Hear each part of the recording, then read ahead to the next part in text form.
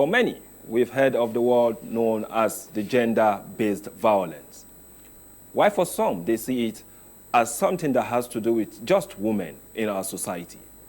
But for others, we consider it as something that is beyond the women, and also look at the aspect that has to do with the men and also the children. For those of us that believe that gender-based violence is of both hands for both male and female, it is very, very important that issues like this are well documented and are well reported. If you remember, on June 12, 2020, President Muhammadu Buhari highlighted the government's determination to fight gender-based violence using the law and awareness creation. The president said it was important to go beyond just legislation in fixing the problem of GBV, that is gender-based violence, but rather interrogate the deeply dysfunctional cultures and systemic flaws in institutions, and the persevere social norms which enable sexual and gender-based violence. Just last week, I was in Nasarawa State, where a civil society organization organized a program to educate people on the importance of people reporting cases that has to do with gender-based violence. And during the program, we discovered that it wasn't just people of ordinary status that were there. Religious leaders, traditional rulers were also there. Sadly, there have been more recurring cases of gender-based violence over 2 years after the president made this speech. And there's that strong need for it to be well reported and properly documented. So violence against women, particularly intimate partner violence and sexual violence, is a major public health problem and a violation of women's human rights. The World Health Organization has noted that when it comes to the issue of gender-based violence, globally, about 1 in 3, that is 30% of women, are involved whenever it comes to the issue of gender-based violence.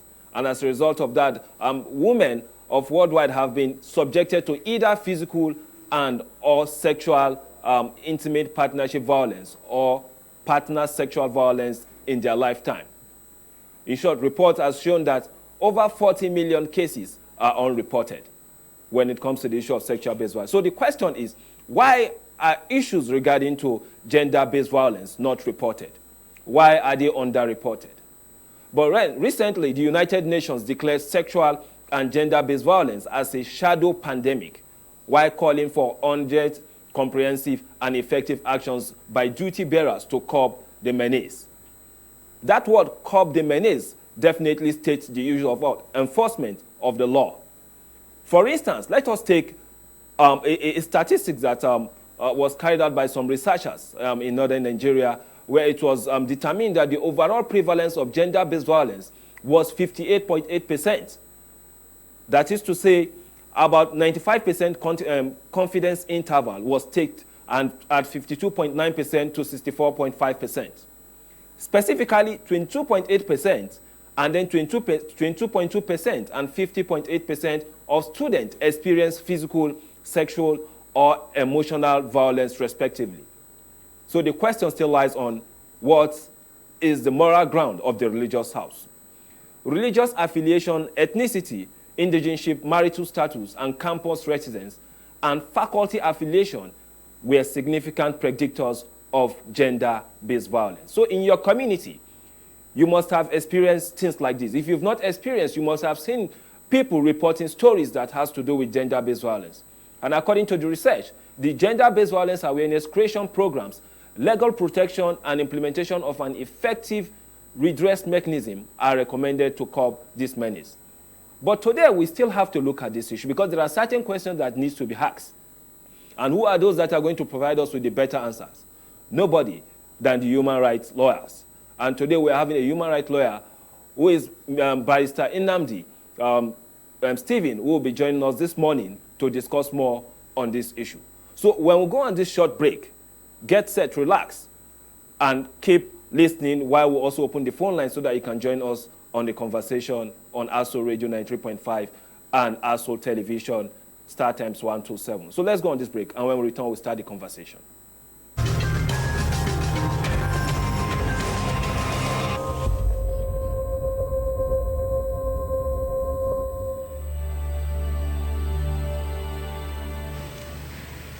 Mr. President, last Saturday, the country which I have the honor to represent, the Federation of Nigeria, became independent and assumed the rights and the responsibilities of a sovereign state. Today, Nigeria has been admitted into the United Nations organization and assumes still more responsibilities. I wish to make our position plain beyond any matter of doubt as regards the African continent. We in Nigeria appreciate the advantages which the size of our country and of its population give us, but we have absolutely no aggressive intentions. We shall never impose ourselves upon any other country and shall treat every African territory, big or small, as our equal, because we honestly feel that it is only on that basis of equality that peace can be maintained in our continent. We in Nigeria are a populous country. There are about 40 million of us, and our territory is relatively large. We are willing to learn before we rush into the field of international politics. But we are totally unwilling to be diverted from the ideals which we think true. That is the reason, Mr. President, why we in Nigeria shall not be found to align ourselves as a matter of routine with any particular bloc. Indeed, I hate the very idea of blocs existing at all in the United Nations. It seems to me to be a contradiction in terms.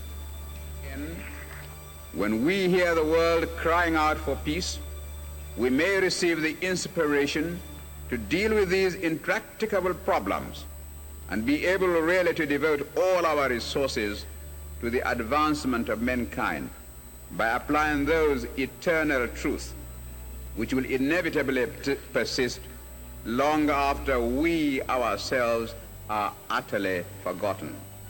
Thank you, Mr. President.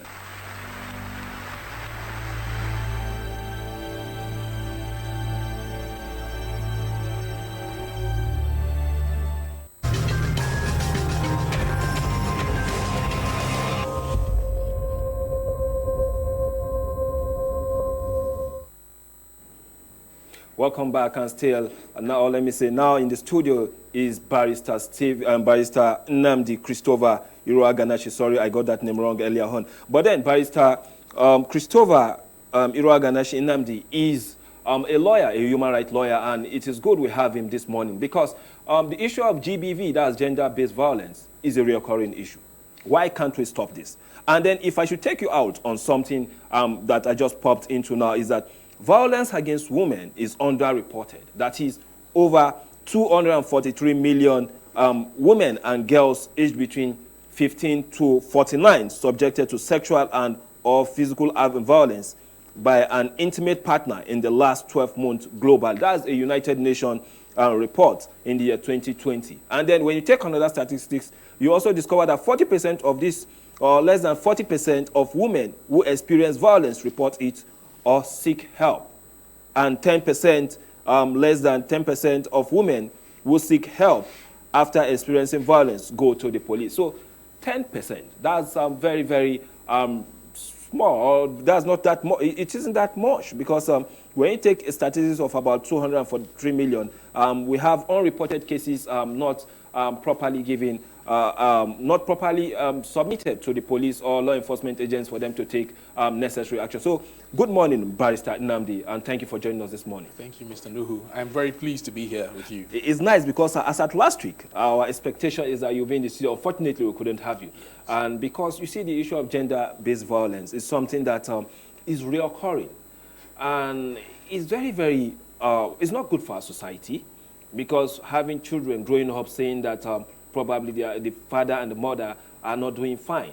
Or you see probably a widow not well taken care of after the husband died. So these are humongous issues. in our society. Africans, in the past, we are not known for this.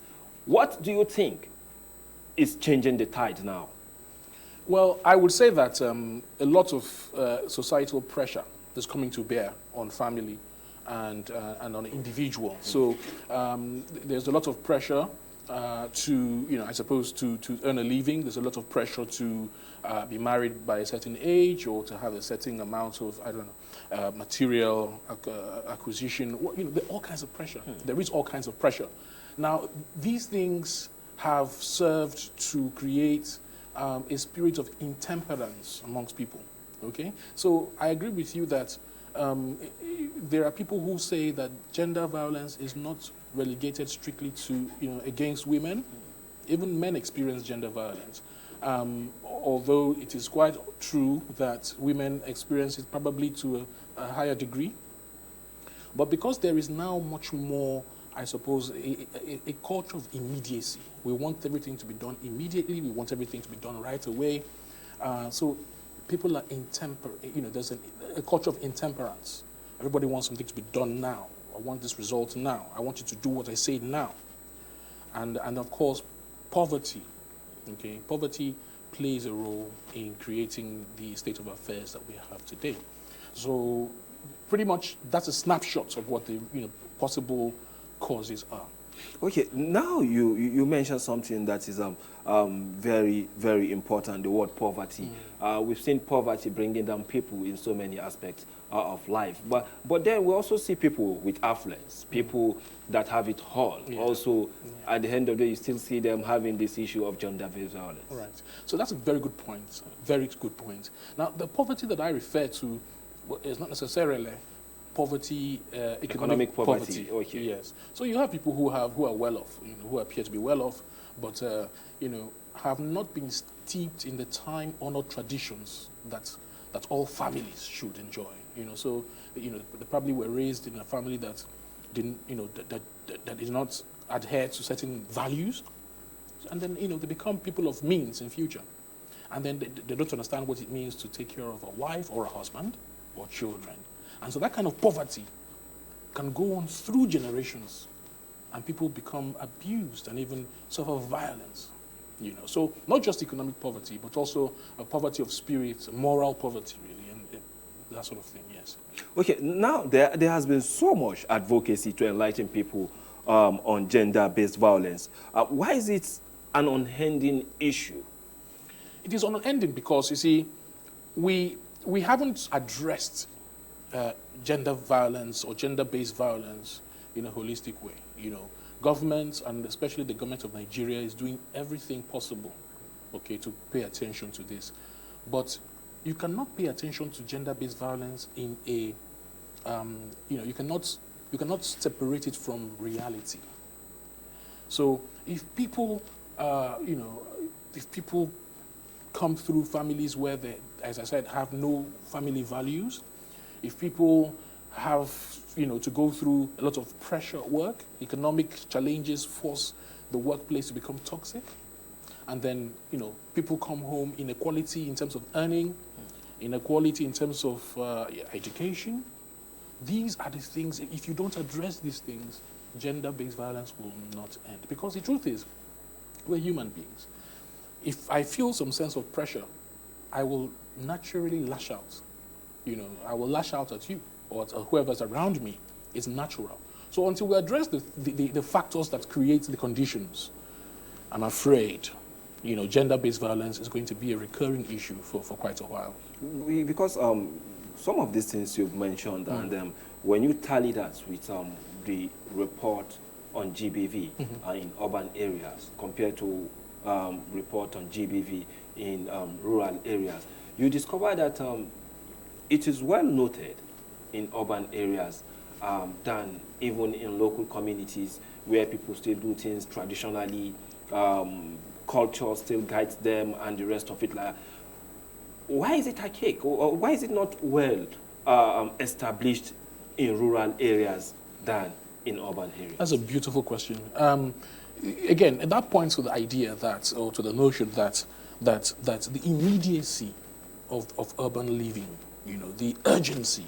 You get on the road on my way to, to your beautiful station this morning, it's a Monday morning, everyone is racing to their workplace, everyone is, even if they're just going a stone's throw away, everybody feels the need to be racing to work, all right? So that pressure in the urban areas, what I've noticed is that when I visited my friends for the weekends in the suburbs of this FCT, of Abuja, I find that people there are more communal. You get up in the morning, someone will say hello to you, you'll say hello to someone. Yeah. But when you come back into the city center, nobody has time. A little child, they'll look at you and they will not even greet you, or you will not even be compelled to greet them. But you go to the rural areas, and you find that people are there's a more communal spirit. The pace of civilization, is sort of slower, and people are more open to communal interaction. Okay, so that is a challenge, and I think that it's not only a Nigerian challenge; it's a global challenge in the sense that the more we, the more we march towards civilization and modernization, we must be very careful, because there's a cost to these things. Yes, there's a cost. So now, if you look at that particular phase, still the fact that, yes, issues of GBV is well reported in urban areas, you go to local communities, and you don't actually see things like that because they still keep hold to some tradition, some culture. But then sometimes also, this same tradition, this same culture also have implications. Right. On violence against women. Right. And sometimes, on a very few cases, on men. Right. Because we've seen situations where a divorced woman is not well taken care of. We've seen situations where a widow is not well taken care of. We've seen situations where orphans are also neglected. Even if their parents have these resources, after the death of maybe the breadwinner of the family, you see everything is crumbled. So why should we have such situation, even in the rural areas? Right. So that's primarily, I would pin that to the incidence of exposure. Okay. So it's a great point. There is still the incidence of violence in the rural areas because you'll find somebody whose husband, or usually whose husband has died, and in some parts of the country, predominantly the eastern part of this country, the wife will be made to go through some rites which are just unacceptable, or where the husband's relatives will swoop in and take everything away from the wife and the children. Now, so there is no, I suppose I'm going ahead of you, yes. but there is no culture, or there is no, I suppose, creed that doesn't have a challenge with gender violence. So, although they differ to the degree to which they can, to which they allow or protect women or children, but the general truth is that most cultures, most religions have a challenge. They go against violence, but many of the adherents, whether you're Christian, whether you're Muslim, whether you're Buddhist, whatever you are, it's really on you to try to protect, but a lot of people do not adhere, so even if it's your culture, whether it's Chongo, whatever it is that you do, your culture, you find that over, millennia, I suppose, centuries of cultural practice that has not protected women and children. So the example is quite important that I just gave you about women having to, I suppose, drink, women drinking the bathing water of their deceased relatives is unacceptable. But again, it is primarily due to a lack of exposure. The government and the people have to step up. There are some cultures that do not belong to this time and age. There are some cultural practices that do not belong to this time and age, So we have to work collectively. And many people in the rural areas don't have anybody to protect them or to help them speak. They don't even know where to go for redress. And for them, it's a way of life. This is what we've known for all our. This is what we accept. So we need to do more. Okay. Yeah. Now, in that particular case, at what point can we say one has been violently abused as a result of his or her gender? And what do you think are the procedures necessary for ones to report it? Well, okay. So that's a difficult question to answer. At what point? Because everybody seems to be a relative. Right. But then, as a lawyer now, Yeah. when should one say he or she deems it fit Right. to report this case as a GBV case? Good question. Good and difficult question.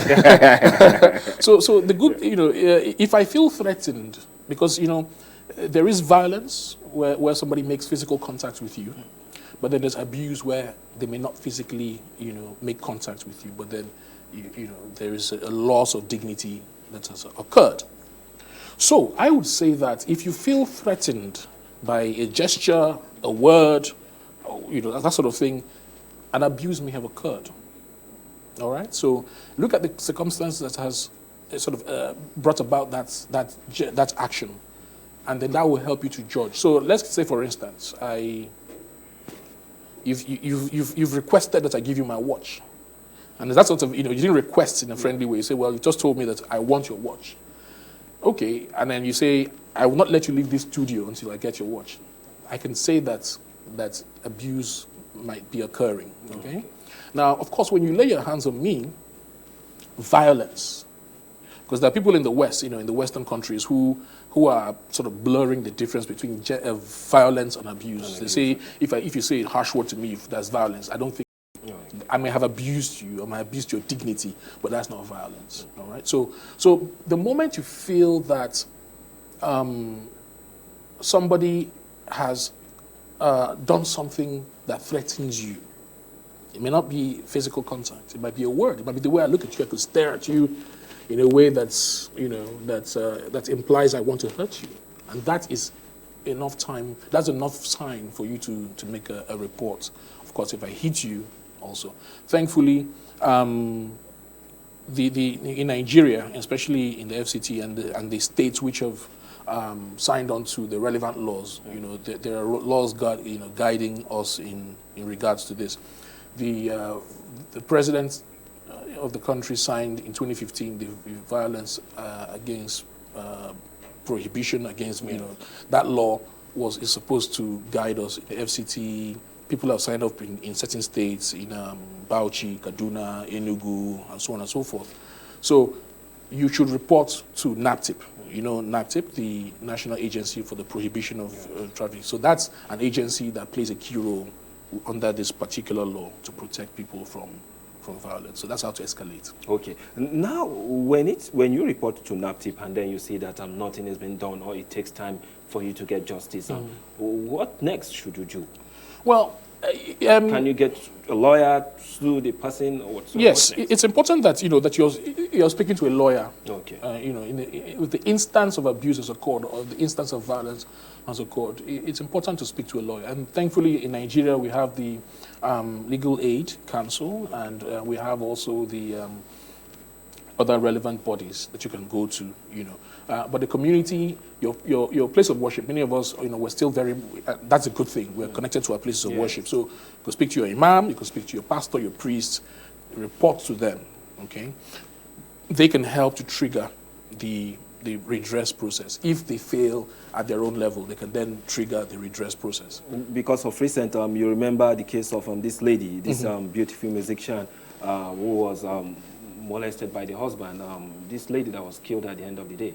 Right. I think she was just buried of recent. I can't remember the name. Oh yes. And if you look at that case, something that has been it has been there for some time. Yes. Fortunately for her, at the last point, she had to speak up. And the family, they are also aware of this violence. Right. But in Africa, we seem to believe that you are still with your husband. Right. So you don't have to allow the matter out. You have to keep it within the family. Right. Don't spoil the name of the family. So when you are having social issues like this, and then you have an intricate situation between protecting the dignity of your family and then the social vice that comes with gender-based violence, sometimes it seems very intriguing for you to come out and say, this is actually what is happening with you. Mr. Nuhu, it's a very difficult situation, especially for women. Especially for women. Because, you see, it is very likely that she had sort of triggered a redress process with her family, with her church, that lady. It's very possible that she had triggered all those processes, and still the unfortunate occurred. It's much more difficult in the global south, in India, in Nigeria, in Africa generally, in the global south, where we have normally, generally weak justice systems, okay? And where we have that sort of situation, it's harder to initiate a redress process. It's harder. And I cannot tell you that there's a silver bullet for this. Women just need to keep speaking up. There are clubs, organizations, there's the Human Rights Council, the Human Rights Council. Go to these places, the Legal Aid Council. Go to these places. There are people they're advocates. There are people like myself who are happy to take on these matters. And, there are people like yourself in the media who are passionate about these kinds of things. Go out, speak up. And you also agree with me that men are in the same situation. A woman might not hit you. Because I was also coming to that. Right. Most especially when probably you get to talk and it bursts out into becoming something else, and then she stops you from eating, or she doesn't cook. But then still with me in the studio, Ms. Barrister Nnamdi Christopher Iruaganashi, who is discussing this issue with us. And because these are pertinent issues, these are issues that happen. They happen in our society. We also know. Sometimes it could be our neighbor. Sometimes it could be our friends or family relatives, and the rest of it. So there are critical issues that need to be discussed. We have to make sure we stop gender-based violence. It's not good for the society, for the upbringing of the younger generation. But then we'll go on a very short break. And when we return, we'll put up the phone number so you can also call us, ask your questions, give your submission or your suggestion on how we can cover this menace in our society.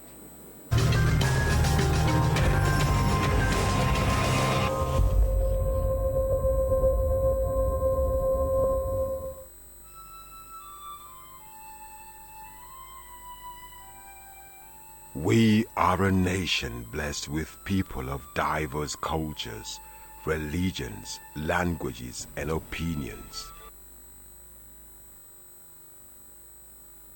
It is ironic that we are now being ripped apart by our greatest strength, our diversity. We have allowed intolerance, insensitivity, bigotry, and nepotism to blind our vision of the greatness we can achieve working together as one. We may not have the same culture, nor religion, nor language, but we all belong to the same nation by the divine will of God. We did not choose to be Nigerians. Nigeria chose us.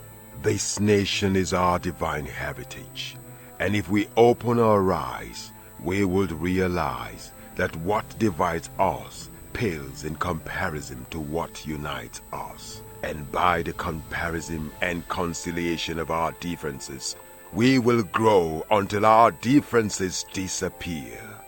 Our unity cannot be willed by mere declarations, nor do we get unity by ignoring the questions that beg for answers. We must celebrate our diversity and debate our differences without fracturing our unity. Our strength is not in our numbers, but in our unity, because even the weak become strong when united. Nigeria unite.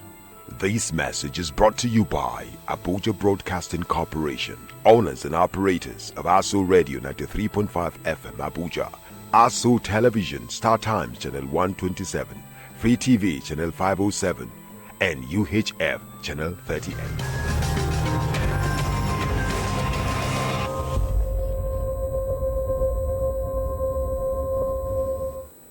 Welcome back, and stay with me in the studio is Barrister Nnamdi Christopher Iruaganashi. He's a human rights lawyer, giving us tidbits that has to do with how we'll handle cases that has to do with gender-based violence. And still, I expect for those of you that are listening this morning via the radio, ASO Radio 93.5, and then also the TV station, you'll definitely have one or two things to say with regarding to these social issues that we are having. And the number to call is 090-5740-81 8127. I'll take that again. 09057408127. You call, state your name, your location, and go ahead with your submission. So, Barrister, let me quickly come back to you. But then before I come back to you, let us also look at what is on the screen, because there are statistics that shows some of gender-based violence issue within Nigeria. And then if you look at this one, for instance, now, it shows you that domestic violence in Nigeria, we have 31% of 31% is shown there. You see different forms of violence with the statistics there. And when you look at all these issues, these are critical issues that need more attention. And you can see that the international, there's the ICIR has also reported they are one of the best investigative journalism we have in the country. So when you look at statistics like this, things get so hurried. Yeah. And most especially post-COVID-19 or during the COVID-19 period. That was even when it went bizarre, because I saw a statistic this morning that shows that Lagos State has the highest number.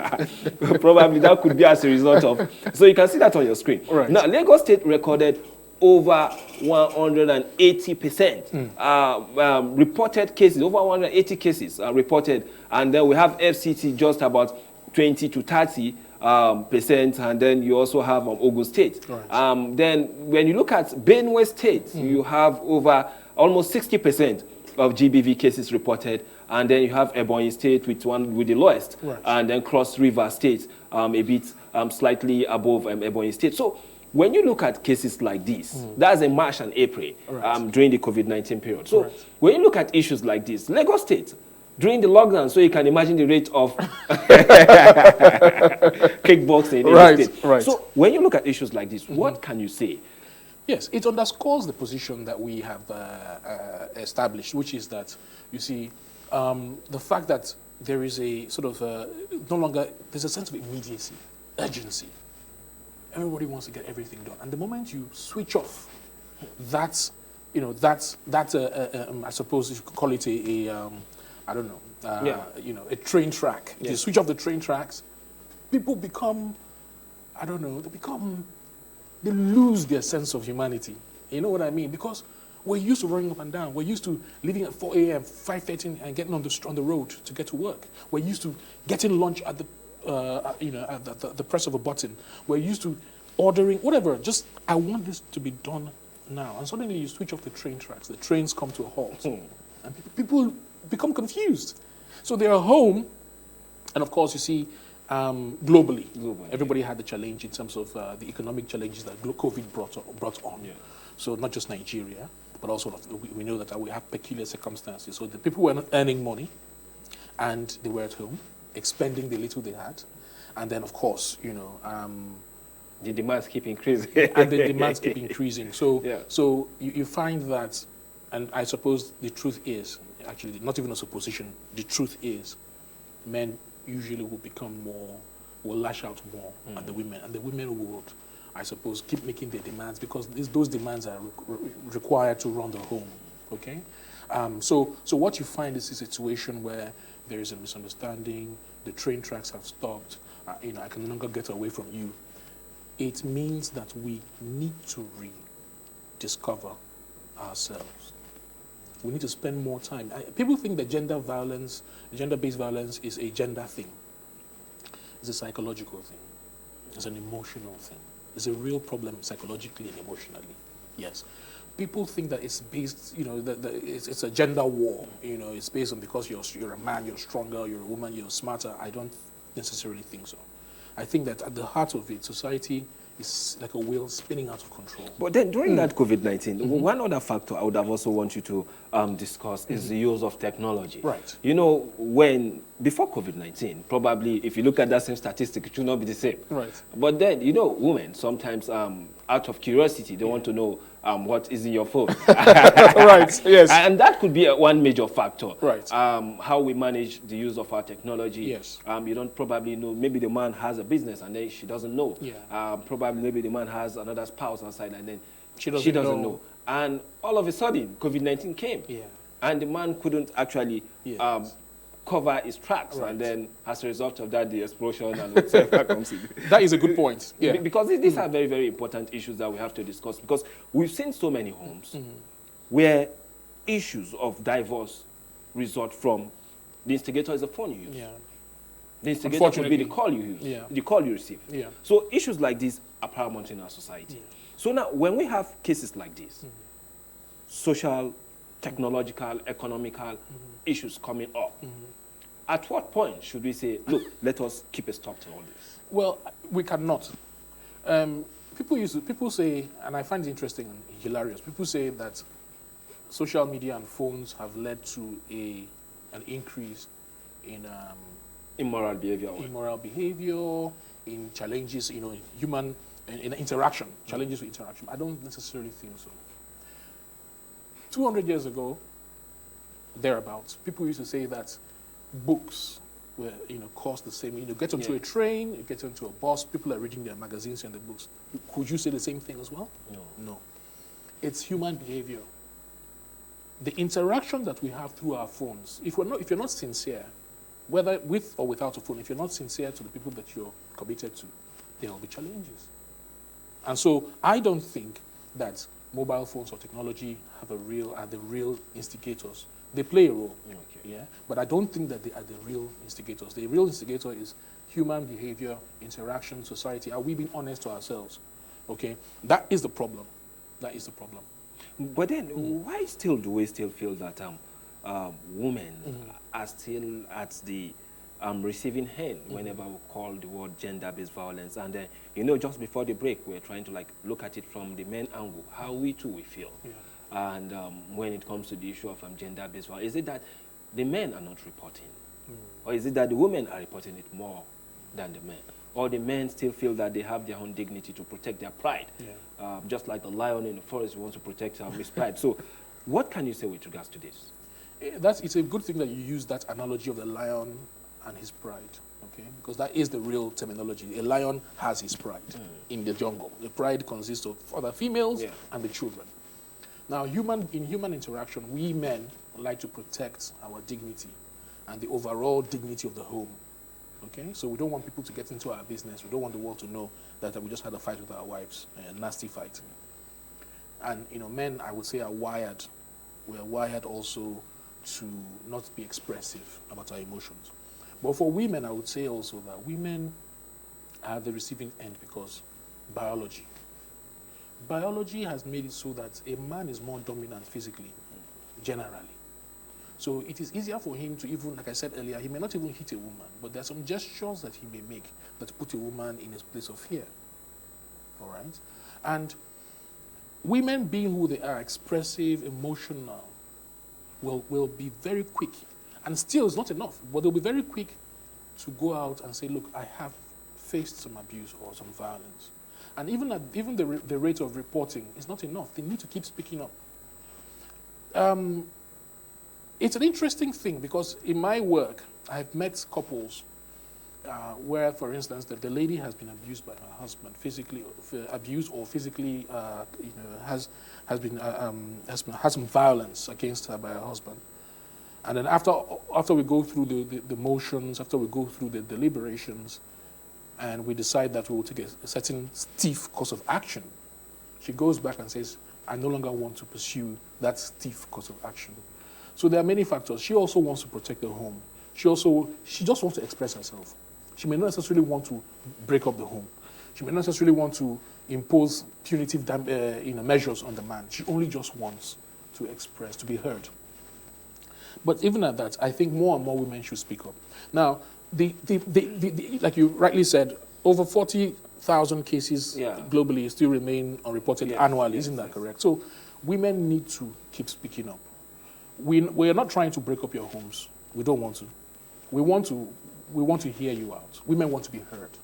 And when you hear them out, half of the problem is solved. The other half is now the person that's abusing them. We need to talk with the person and let them see that this is not...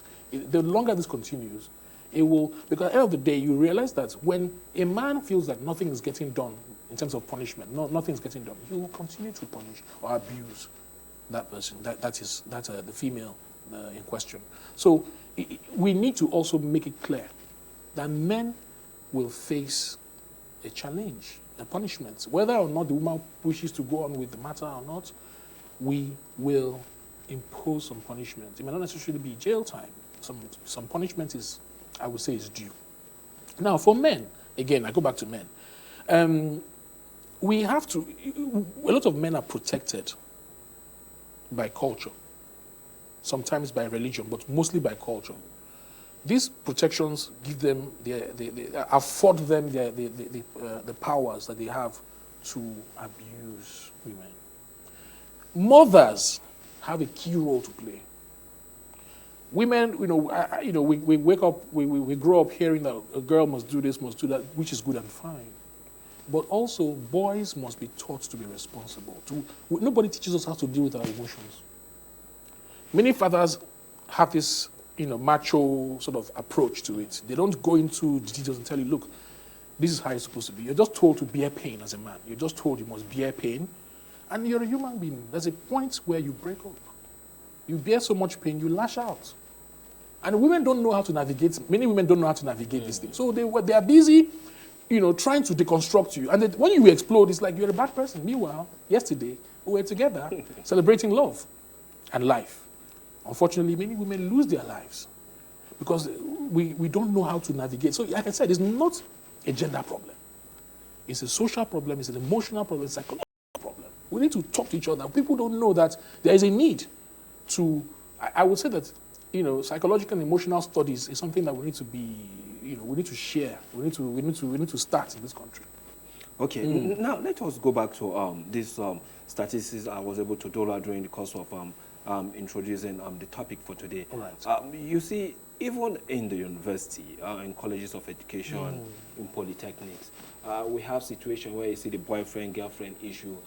These are not married people, but then still you see that rate of violence, most especially coming from the male counterpart against the woman. And then when you have issues like this in a well-enlightened community, like the university community, polytechnic community, and the colleges of education, what then does this portend for our society? Good. It portends nothing but doom.